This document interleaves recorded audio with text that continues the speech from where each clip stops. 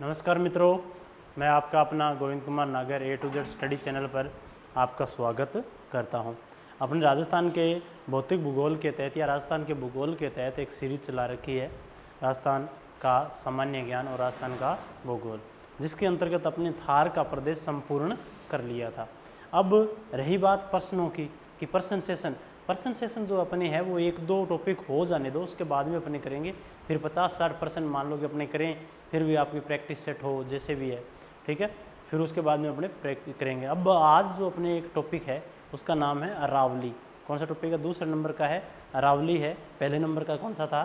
थार का प्रदेश था, है ना, जो अपने क्या क्या संपूर्ण कर लिया था, ठीक है, पिछली क्लास में। और अब अपने कौन सा शुरू करने जा रहे हैं? अरावली शुरू करने जा रहे हैं। तो आप मेरे साथ रहिएगा और राजस्थान का मैप आप साथ में लेके बैठे, पेंसिल साथ में लेके बैठे, पेंसिल, ठीक है। और आशा करता हूँ कि अपने, हाँ एक बात रही कि बच्चे कह रहे हैं कि कमेंट में डाल रहे हैं कि स्क्रीनशॉट लेने दो। हाँ, आज अपने ध्यान रखेंगे, स्क्रीनशॉट भी आपको दिलाएंगे, जहाँ तक प्रयास ये रहेगा कि स्क्रीनशॉट आप ले सकें। तो लेट्स अपने शुरू करते हैं अब अरावली। अरावली का है प्राचीन नाम। कौन सा नाम है? प्राचीन नाम। अरावली का प्राचीन नाम, ठीक है, अरावली। और अरावली का है प्राचीन नाम, और प्राचीन नाम मिलता है इसके मेरे साथियों परिपत्र। क्या मिलता है? परिपत्र। अरावली का जो प्राचीन नाम मिलता है वो मिलता है परिपत्र। अत्यंत प्राचीन नाम मिलता है परिपत्र। अब मिलता कहाँ पर है? तो सबसे पुराने आपको पता है ना, पुराण पुराणी है, तो पुराणों में मिलता है। और पुराण कौन सी है? विष्णु पुराण में। कौन सी पुराण में? विष्णु पुराण में, ठीक है। कौन सी पुराण में मिलता है? विष्णु पुराण में।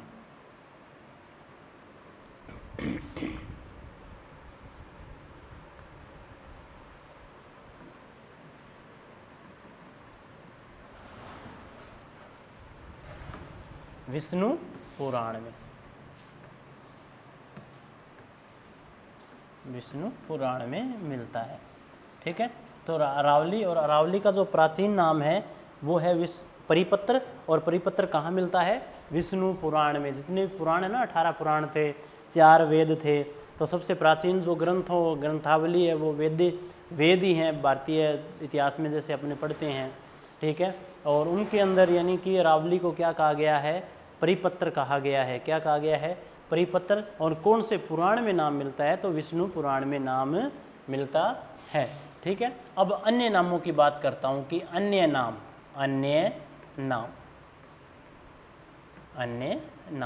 अन्य नाम क्या है?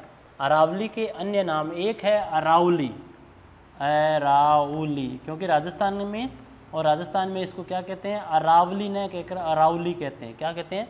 अरावली। क्या कहते हैं? अरावली। कट जा रहे अरावली जहाँ, ठीक है, तो अरावली, ठीक है। और दूसरा जो नाम है वो है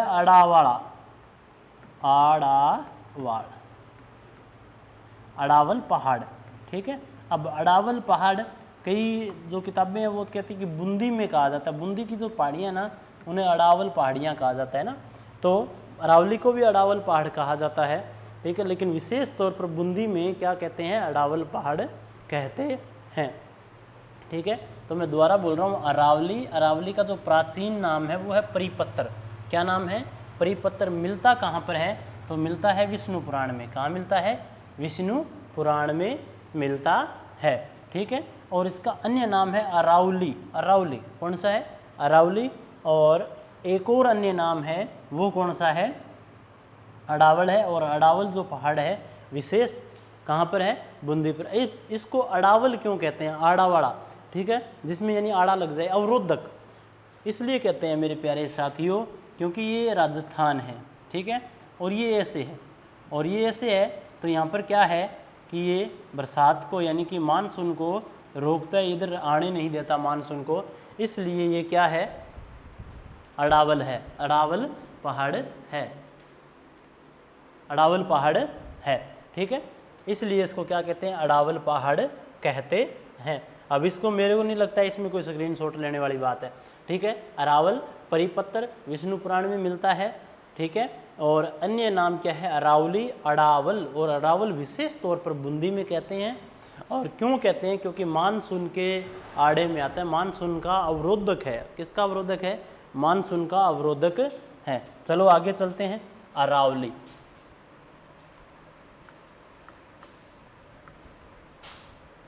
अरावली, तो अरावली और अरावली की है उत्पत्ति। क्या है? अरावली, अरावली की उत्पत्ति किससे हुई है? तो अरावली की उत्पत्ति हुई है गोंडवाना लैंड से। किससे हुई है?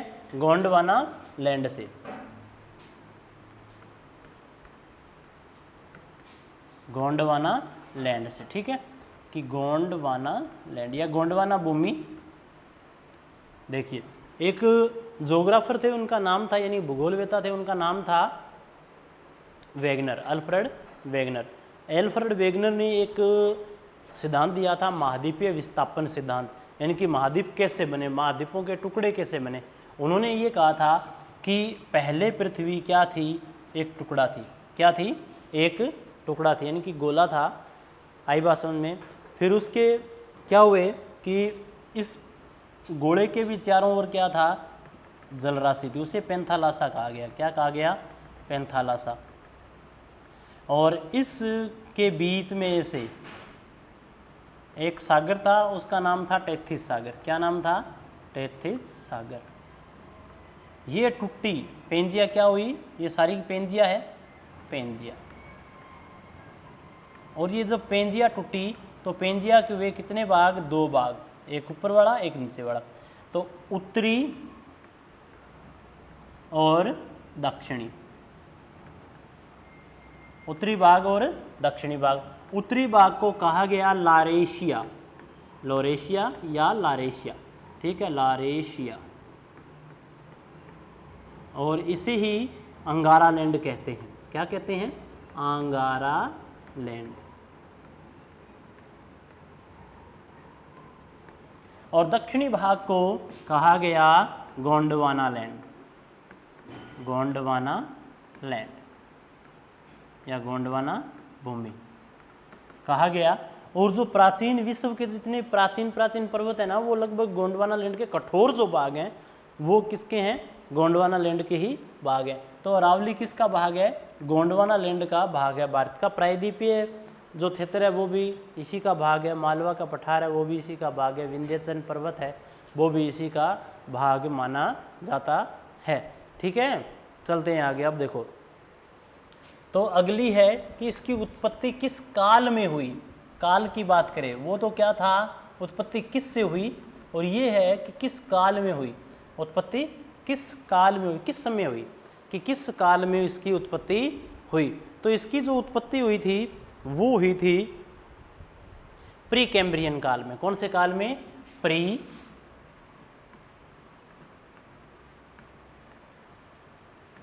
कैम्ब्रियन काल, प्री कैम्ब्रियन काल, प्री कैम्ब्रियन काल, ठीक है। जो इसकी उत्पत्ति हुई थी वो कब हुई थी? प्री कैम्ब्रियन काल में हुई थी। अब इसको कहते क्या है? देखो, आद्य महाकल्प। कौन सा? ये किससे संबंधित है? आद्य, आद्य, आद्य महाकल्प से संबंधित है। कई बार क्या होता है, ये न देकर वो ऑप्शन में ये दे देता है महाकल्प, महाकल्प, आद्य महाकल्प, आद्य महाकल्प में हुई थी। चलो अगली स्लाइड में देखते हैं हम कि अरावली और अरावली की हुई उत्पत्ति, उत्पत्ति और उत्पत्ति कौन से काल में हुई? काल में हुई। तो ये काल कह रहा है कि प्री कैम्ब्रियन काल में हुई। कौन से काल में हुई? प्री कैम्ब्रियन काल में, प्री कैम्ब्रियन काल में, प्री कैम्ब्रियन काल में, ठीक है। ये प्री कैम्ब्रियन काल संबंधित किससे है? कौन से महाकल्प से संबंधित है? तो प्री कैम्ब्रियन काल मेरे प्यारे साथियों है आद्य महाकल्प से, आद्य महाकल्प से संबंधित है। आई बात समझ में? क्या कई बार क्या होता है, वो प्रश्न डालता है कि अरावली की उत्पत्ति कौन से कल्प में हुई या कौन से महाकल्प में हुई, तो आद्य महाकल्प में हुई थी, ठीक है। अब ये आद्य महाकल्प है, इसको कहते हैं एजोइक, एजोइक, एजोइक। क्या कहते हैं? एजोइक युग या एजोइक एरा। आई बात समझ में? चलो ठीक है, आगे चलते हैं जी। अब आद्य का महाकल्प से भी प्राचीन कुछ चट्टानें हैं, इनसे भी प्राचीन क्या है, कुछ चट्टानें हैं। तो उनको कौन सी चट्टानें कहते हैं? तो धारवाड़ क्रम की चट्टानें। कौन से क्रम की चट्टानें? धारवाड़ क्रम की चट्टानें। धारवाड़ क्रम की चट्टानें। अगर ये प्रश्न देखो, प्रश्न बनाते हैं अपने। एक प्रश्न में ये दे रहा हूँ आपको कि भारत में, किसमें? भारत में सबसे प्राचीन चट्टानें, भारत में सबसे प्राचीनतम चट्टानें किस क्रम की हैं? किस चट्टानें हैं, या सीधा चट्टानें लिखते हैं, ठीक है। अब वो ऑप्शन में आपको क्या देता है? अरावली देता। आया हुआ प्रश्न है, पुराने किसी पेपर में आया हुआ है, अरावली, ठीक है। दूसरा धारवाड़। तीसरा है कुडप्पा। ये सारे के सारे क्या हैं? चट्टानों के क्रम है भारत के अंदर जो पाई जाती है, ठीक है। कुडप्पा और विंध्यन क्रम, ठीक है। तो भारत में सबसे प्राचीनतम चट्टानें तो धारवाड़ की हैं। कौन सी हैं? धारवाड़ क्रम की चट्टानें सबसे प्राचीन हैं। लेकिन जो पर्वत संबंधित है, धारवाड़ क्रम से पर्वत जो संबंधित है, वो अरावली है। कौन सा है? अरावली, ठीक है। तो प्रश्न यूँ आया, और इस प्रश्न पे रिट भी लगी थी। इस प्रश्न भी ये कहा गया कि सबसे प्राचीन तो अरावली है, ठीक है, तो अरावली होनी चाहिए, अरावली की चट्टानें भी है। उन्होंने कहा नहीं, ऐसा नहीं है, अरावली क्या है? एक पर्वत है, ठीक है। और उन्होंने क्या पूछा? चट्टान है, तो चट्टान धारवाड़ क्रम है। कौन सा चट्टान है? धारवाड़ क्रम की चट्टानें है, ठीक है। चलते हैं आगे देखो। अब वर्तमान में अरावली क्या है, ठीक है। तो उत्पत्ति प्री कैम्ब्रियन काल में, आद्य महाकल्प में, और धारवाड़ क्रम की चट्टानों का योग है। कौन सा योग है? धारवाड़ क्रम की चट्टानों का यहाँ क्या मिलता है? योग मिलता है, ठीक है। अब आप स्क्रीनशॉट ले सकते हैं इसका। चलो आगे चलते हैं। देखो अब करते हैं अरावली। देखो अरावली जब बनी, यानी कि जब बनी, और वर्तमान में, अरावली जब बनी तब इसकी ऊंचाई, औसत ऊंचाई, औसत ऊंचाई, और वर्तमान में इसकी औसत ऊंचाई जब बनी अरावली, यानी जब निर्माण हुआ प्री कैम्ब्रियन काल में, तब इसकी जो ऊंचाई थी वो थी 2800 मीटर। क्या थी? 2800 मीटर थी। वर्तमान में इसकी औसत ऊंचाई कितनी है? 930 है, 930 मीटर है। क्यों है ऐसा? क्या हुआ? हुआ यूँ था कि अपनी एक, मान लो कि पैमाना मानते हैं अपन, ये कहते हैं कि 300 मीटर से नीचे वाला भाग क्या है? मैदान है, मैदान। और इधर 300 से नीचे वाली झीलें हैं या जलमग्न भाग है। उससे ऊपर, मैदान से ऊपर वाले भाग पठार हैं, पठार से ऊपर वाले भाग पहाड़ हैं, और पहाड़ से ऊपर वाले भाग क्या हैं? पर्वत हैं। अब इनकी क्या है? ऊंचाइयां दी गई हैं, ठीक है। तो 300 मीटर, ये 300 से 600, 300 से 600, और 600 से 900, ठीक है, या 900 से यूँ कर लो, अपने 1200 करते हैं, 1200, और ये है 1200 से 2800 औसत ऊंचाई है ये, कि जिन जिन चीज़ों की, यानी कि समुद्र तल से, ये समुद्र का तल है, सी लेवल है, ठीक है। तो सी लेवल से 300 मीटर ऊंचा लगभग मैदान कहलाता है, ठीक है। सी लेवल से 300 से 600 के बीच में पठार कहलाता है। सी लेवल से, यानी समुद्र लेवल से 600 से 1200, 1300, 1500 मान सकते हो आप, 2000 मान सकते हो, वो पहाड़ कहलाता है, पहाड़ियाँ कहलाती हैं, ठीक है। और 1200 से 2800 मीटर ऊंची तक क्या कहलाती हैं? पर्वत या पर्वत श्रेणियाँ कहलाती हैं, ठीक है साथियों। अब देखो होता क्या है,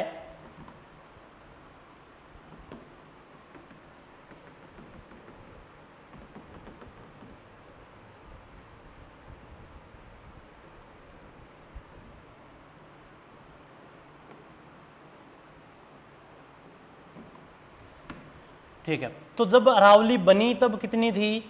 2800 मीटर थी। उस समय अरावली क्या था? पर्वत था। क्या था?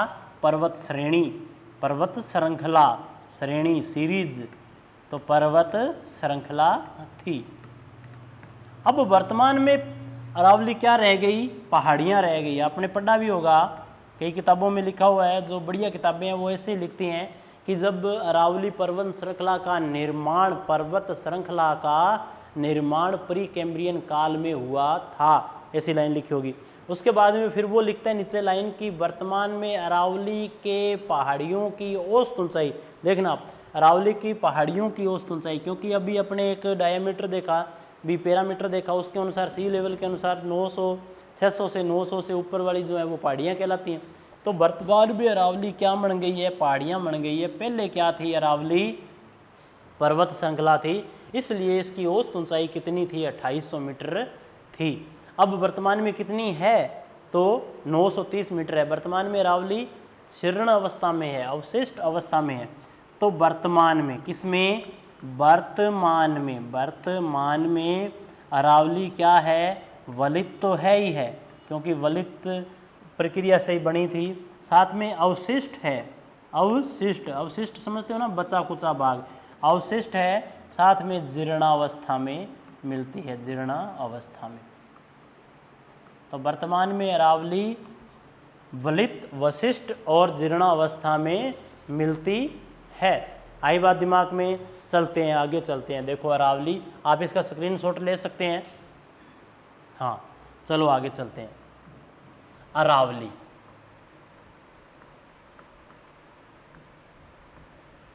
अरावली भैया जब बनी तब तो कितनी थी? 2800 थी। अब कितनी है? 930। तो इतना ये हुआ कैसे? है ना, क्षण या शरण, इतना शरण कैसे हुआ? तो अरावली में क्या हुआ? अरावली में हुआ अपक्षय और अपर्दन, एक ही अपर्दन। अरावली में क्या हुआ? अपक्षय हुआ और अपर्दन हुआ। ठीक है, अपर्दन और अपक्षय की क्या है? अपर्दन कहते हैं स्थैतिक प्रक्रिया को, स्थैतिक, और ये अपर्दन है गतिशील। कौन सा है? गतिशील, गतिशील। यूं कह सकते हैं अपने कि अरावली यानी कि कोई चट्टान, कोई भी चट्टान अपने ही स्थान पर टूटती फूटती है, उसे अपक्षय कहते हैं। स्थैतिक ना, खड़ी खड़ी, ठीक है। अपने ही स्थान पर टूटना फूटना क्या कहलाता है? अपक्षय कहलाता है। और एक स्थान से दूसरे स्थान पर चली जाए उसे क्या कहते हैं? अपर्दन कहते हैं। तो अरावली का क्या हुआ? अपक्षय भी हुआ और अपर्दन भी हुआ। ठीक है, अपक्षय और अपर्दन। ठीक है, तो अपक्षय और अपर्दन दो चीज़ों से होता है, वायु से और जल से। मोस्टली किससे होता है? जल से और वायु से। अपक्षय और अपर्दन जब दोनों इकट्ठे हों, जब दोनों इकट्ठे हों, क्योंकि अलग अलग देख लिया आपने कि जिन क्षेत्रों में हवा या जल है नहीं तो वहाँ तो अपक्षय होगा, चल ठीक है जी, अपक्षय होगा, बहुत बढ़िया बात है। लेकिन जिन क्षेत्रों में हवा भी चल रही है, अपक्षय भी हो रहा है, कई दिन अपक्षय रहा, फिर हवा चली तो अपर्दन हो गया, तो अपने दोनों प्रक्रियाएं लेंगे। तो दोनों प्रक्रियाएं जब साथ में हो जाएं, जब दोनों प्रक्रियाएं कौन कौन सी? अपक्षय और अपर्दन एक साथ घटित हो जाएं, तो उसे अपने क्या कहते हैं? अनाच्छादन कहते हैं मेरे प्यारे साथियों। क्या कहते हैं? अनाच्छादन। जब अपक्षय और अपर्दन दोनों एक साथ घटित हो जाएं, उसे क्या कहेंगे? अनाच्छादन कहेंगे। तो अरावली में अपनी ये कह सकते हैं, अरावली का क्या हुआ है? अनाच्छादन हुआ है, अपक्षय भी हुआ है, अपर्दन भी हुआ है। हुआ किसके माध्यम से है? वायु के माध्यम से, जल के माध्यम से। ठीक है, जल के माध्यम से ज़्यादा हुआ है। अरावली वायु के माध्यम से पहाड़ कहाँ उड़ेंगे ना। तो लेकिन जब जल क्या हुआ कि जल ने चट्टानों को तोड़ दिया, चूर्ण बना दिया, तो कालांतर में वो चट्टानें जब सूखी तो सूखने के माध्यम से हवा चली तो हल्की हल्की रेत उड़ उड़ के एक स्थान से दूसरे स्थान पर चली गई, अपने यूँ कह सकते हैं। तो मैं दोबारा बोल रहा हूँ, अरावली जब बनी 2800 मीटर थी, अब कितनी है? 930 है। ठीक है, इसका क्या हुआ? क्षरण हुआ, अपक्षय अपर्दन द्वारा। अपक्षय स्थैतिक है, अपर्दन गतिशील है। वायु और जल द्वारा अपर्दन होता है, और जब ये दोनों प्रक्रियाएं एक साथ चलती हैं तो उसे क्या कहते हैं? अनाच्छादन कहते हैं। आई बात दिमाग में, चलते हैं आगे।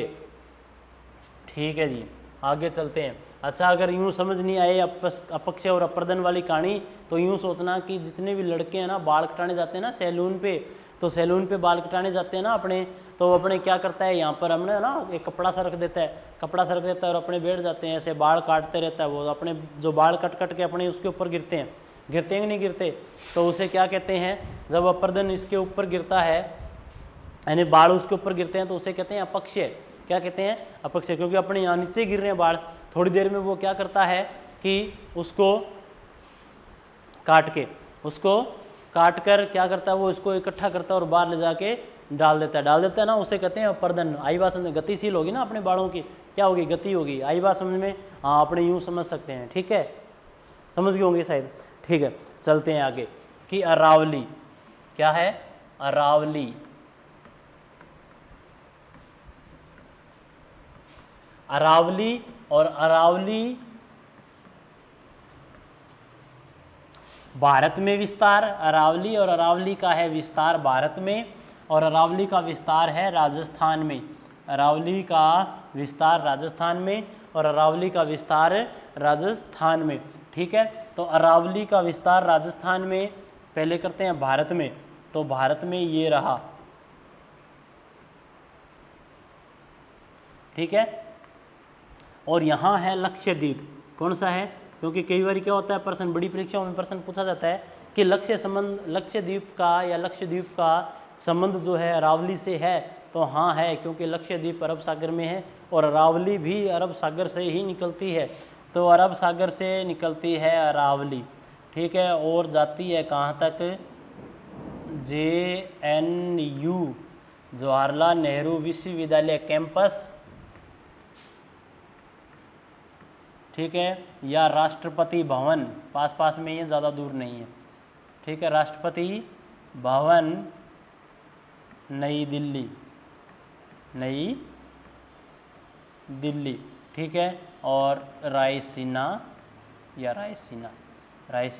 पहाड़, जो अंतिम पहाड़ है वो रायसीना के नाम से जाना जाता है। ठीक है, अरब सागर में, और जब अरब सागर में ये अरावली प्रकट कहाँ होती है, सबसे पहले यानी भूमि पर प्रकट होती है भारत में, तो भूमि पर प्रकट होती है पालनपुर में। कहाँ प्रकट होती है, पालनपुर में, पालनपुर, और पालनपुर कहाँ पर है, गुजरात में। कहाँ पर है, गुजरात में है। आई बात समझ में। तो अरब सागर से इसकी जड़ें हैं, अरब सागर में क्या है, इसकी जड़ें हैं। वो प्रश्न भी कई बार पूछ लिया जाता है, तो मैं यहाँ लिख रहा हूँ कि अरब सागर को अरावली का क्या कहते हैं, अरब सागर में लिखते हैं, पूरे अरब देश बन जाएगा ना। अरब सागर में अरावली की क्या हैं, जड़ें हैं। अरावली का मूल है या जड़ें हैं। ठीक है, अब जहाँ जड़ें होंगी उसे अपने क्या कह सकते हैं, तो अरब सागर को अरावली का क्या कहते हैं, जनक भी कहते हैं, पिता भी कहते हैं। ठीक है, तो अरब सागर को अरावली का क्या कहते हैं, जनक या पिता कहते हैं। लेकिन भूमि पर सबसे पहले अरावली प्रकट कहाँ से होती है, तो पालनपुर, और पालनपुर से कहाँ जाती है, JNU कैंपस, राष्ट्रपति भवन नई दिल्ली तक जाती है। तो भारत में इसकी कुल लंबाई कितनी है, 692 किलोमीटर है। कितनी है, 692 किलोमीटर है। भारत में इसकी कुल लंबाई कितनी है, 692 किलोमीटर है। अब BSTC के एग्ज़ाम में, कौन से एग्ज़ाम में, BSTC के एग्ज़ाम में आपसे प्रश्न पूछा गया, अभी जो हुआ BSTC का एग्ज़ाम, उसमें आपसे प्रश्न पूछा गया कि अरावली की, किसकी, अरावली की लंबाई है, या मान लो अरावली फैली हुई कितने में, विस्तार, तो उसमें ऑप्शन था 600 किलोमीटर। ठीक है, बी ऑप्शन था 700 किलोमीटर, और सी ऑप्शन था 400 किलोमीटर, और डी ऑप्शन था 800 किलोमीटर। ठीक है, तो इसमें क्या हुआ, उसने लगभग पूछ लिया तो अरावली कितनी है, 692 है। तो अपने क्या कह सकते हैं कि अरावली लगभग कितनी है, 700 किलोमीटर फैली हुई है। पूरे भारत में पूछा था उसने, तो प्रश्न ऐसे भी आ सकता है। तो आप उसको छोड़ के ना आए प्रश्न को, अप्रोक्सीमेट यानी कि लगभग 692 है तो है कितना, 8 किलोमीटर कम है शायद, तो 8 किलोमीटर उसने क्या किया, उसके अंदर ही लगा लिया, लगभग कितनी है, 700 किलोमीटर है। ठीक है, ठीक है जी। तो 692 और मैं यहाँ ब्रैकेट में लिख रहा हूँ लगभग 700 किलोमीटर। क्यों लिख रहा हूँ, क्योंकि उसने क्या हुआ, BSTC 2020 का एक एग्ज़ाम हुआ अभी थोड़े दिन पहले, आप भी कई साथी आपके दे के आए होंगे। तो उसमें ये प्रश्न था कि BSTC में कितनी लंबाई पूछी गई थी, इसकी विस्तार पूछा गया था, कितना था, 700 किलोमीटर था। अब राजस्थान की लंबाई की बात कर रहा हूँ कि राजस्थान में कितनी है। ठीक है, तो राजस्थान में इसकी लंबाई जो है वो यूँ है। ठीक है, तो राजस्थान में ये अरावली प्रवेश करती है खेड़ू ब्रह्मा से। कहाँ से प्रवेश करती है प्यारे साथियों, खेड़ू ब्रह्मा से। तो खेड़ू ब्रह्मा, और खेड़ू ब्रह्मा है कहाँ पर, सिरोही में है। राजस्थान में प्रवेश करती है सिरोही से और बाहर निकल जाती है कहाँ से, खेतड़ी, खेतड़ी, खेतड़ी, खेतड़ी झुंझुनू, खेतड़ी झुंझुनू। ठीक है, खेतड़ी झुंझुनू से क्या होती है, बाहर निकल जाती है। अपने यहाँ देखते हैं, देखो ये है राजस्थान, और राजस्थान में यूँ निकलती है अरावली।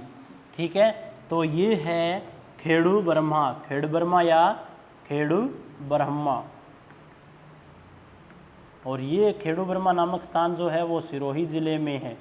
और बाहर जहाँ से निकलती है उसका नाम है खेतड़ी, खेतड़ी, और खेतड़ी है झुंझुनू में। कहाँ पर है, झुंझुनू में है। और राजस्थान में जो इसकी कुल लंबाई है वो है 550 किलोमीटर। कितनी है, 550 किलोमीटर है, और जो कुल लंबाई का लगभग 80% भाग है। तो यूँ कह सकते हैं कि अरावली क्या है, लगभग कौन से राज्य में सर्वाधिक है, तो कौन से राज्य में सर्वाधिक, राजस्थान में सर्वाधिक है। आई बात समझ में। ठीक है, अब आगे चलते हैं थोड़ा। ठीक है जी, तो ये है, और ये कितने ज़िलों में फैली हुई है अरावली, कितने ज़िलों में, देखो हर किताब में क्या है, अलग अलग है। तो 10 ज़िलों के तो बिल्कुल बीचों बीच गुजरती है मेरे प्यारे साथियों, मध्य से। ठीक है, और 2-1 ज़िलों को क्या करती है, प्रभावित करती है। 2 ज़िलों को क्या करती है, वैसे प्रभावित तो बहुत से ज़िलों को करती है, तो 2 ज़िलों को क्या करती है, प्रभावित,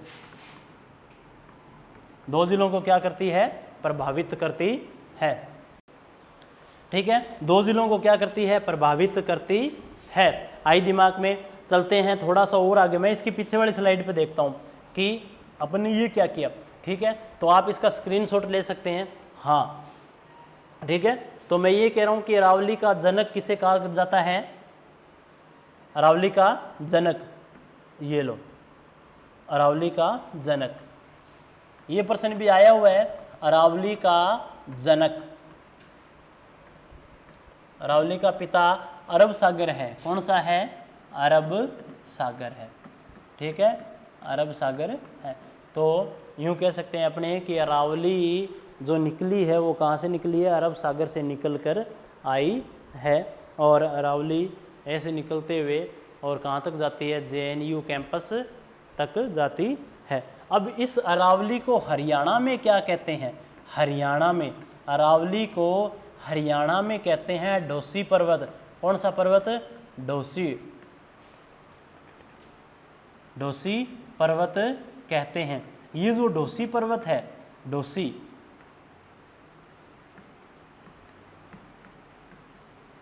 डोसी पर्वत है, वो अपनी चिकनाहट के लिए प्रसिद्ध है, चिकनाहट के लिए, चिकनाहट के लिए प्रसिद्ध है। यानी कि स्लोप ज़्यादा है, ढाल ज़्यादा है, इसलिए ये क्या है, प्रसिद्ध है। ये तो था अरावली का परिचय जो अपने कर लिया। अरावली की विशेषताएं अपने अगली क्लास में करेंगे मेरे साथियों। ठीक है, उसके लिए आपको चैनल सब्सक्राइब करें, लाइक करें आप ज़्यादा से ज़्यादा, और प्रयास ये रहता है अपना कि अपने ज़्यादा से ज़्यादा क्या करें, आपको मैटर दें ज़्यादा से ज़्यादा। एक किताब में आप एक ऐसा कुछ करें कि एक ही टॉपिक के अंदर आपको सब कुछ समझाया जा सके। धन्यवाद।